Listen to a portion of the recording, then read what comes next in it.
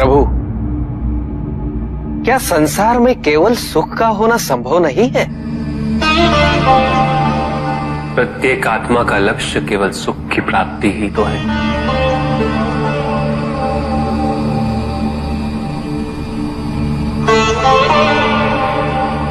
परमानंद की प्राप्ति। किंतु हम सुख नहीं, सुख को प्रदान करने वाली वस्तुओं को एकत्रित करना ही जीवन का उद्देश्य मान लेते हैं। ये समस्त संसार माया है, सब कुछ नश्वर है।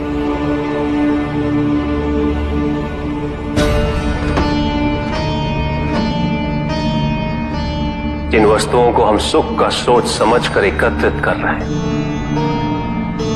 वो सदैव नहीं रहेंगे।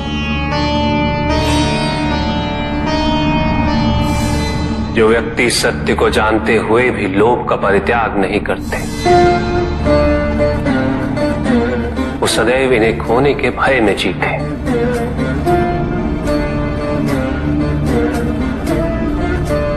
और जो व्यक्ति सत्य को जानते ही नहीं, वो अहंकार में जीते।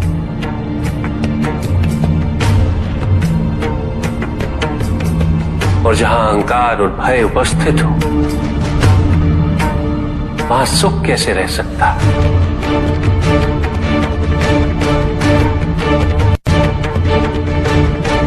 किसी को ये दुख है कि उसके पास कुछ भी नहीं, और जिसके पास सब कुछ, उसे ये दुख है कि पाने को कुछ शेष नहीं। सुख को हम स्वयं अपने दृष्टिकोण से परिभाषित कर देते हैं, जबकि वास्तविकता इससे भिन्न है।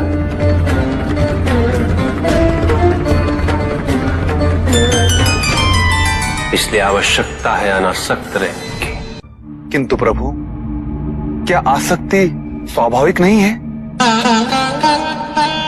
पर दुख का मूल कारण भी तो यही है ऋषि भृगु। आसक्ति हमारे मन की शांति को छीन लेती है, उसे भंग कर देती।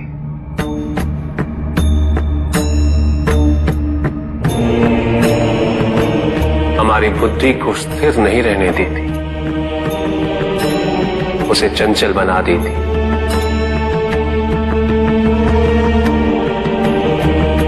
आसक्ति से प्रमाद की उत्पत्ति होती। प्रमाद मद होता है, और मद अहंकार का स्रोत है। और अहंकार पूर्णतः शुभता में परिवर्तित हो जाता है, अर्थात आसक्ति अशुभता की जननी। इसलिए अनावश्यक है। तो प्रभु, आसक्ति को अनासक्ति में कैसे परिवर्तित किया जा सकता है? और हम आसक्ति से कैसे उबर सकते हैं प्रभु? आसक्ति से मुक्त होना ही अनासक्ति है। आसक्तिहीन होने के लिए अपने और पराये का भेद मिटाना अनिवार्य है।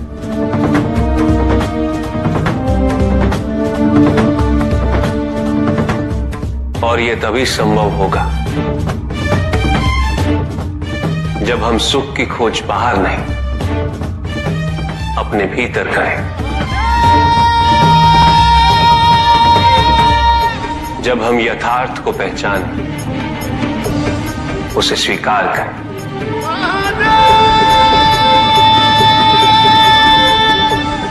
हम अपने सुख को सांसारिक तत्वों से परिभाषित नहीं करें। जब तक हम ऐसा करते रहेंगे, हम बंधते जाएंगे। जब हम स्वयं अपने भीतर झांकना आरंभ करेंगे,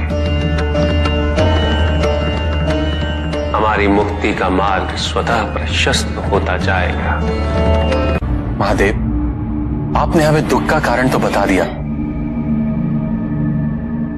किंतु हम भाई के बारे में भी जानना चाहते हैं।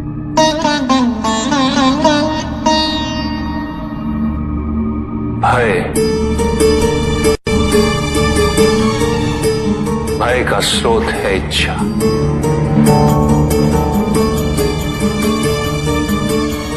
पाने की इच्छा होगी तो उसे खोने का भय भी होगा।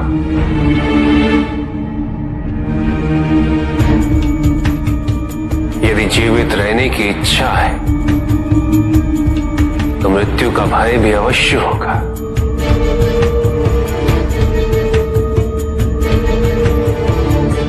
किंतु केवल मनुष्य ही नहीं,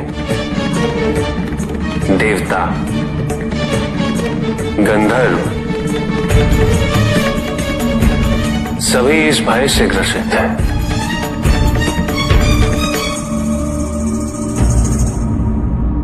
क्योंकि इच्छाओं से मुक्त कोई भी नहीं।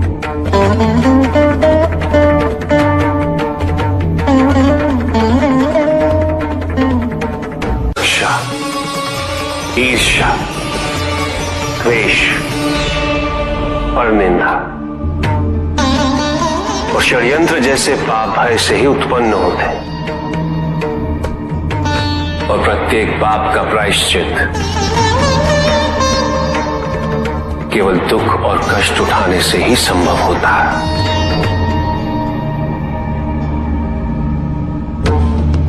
इसलिए भय भी अंत में दुख का कारण बन जाता है।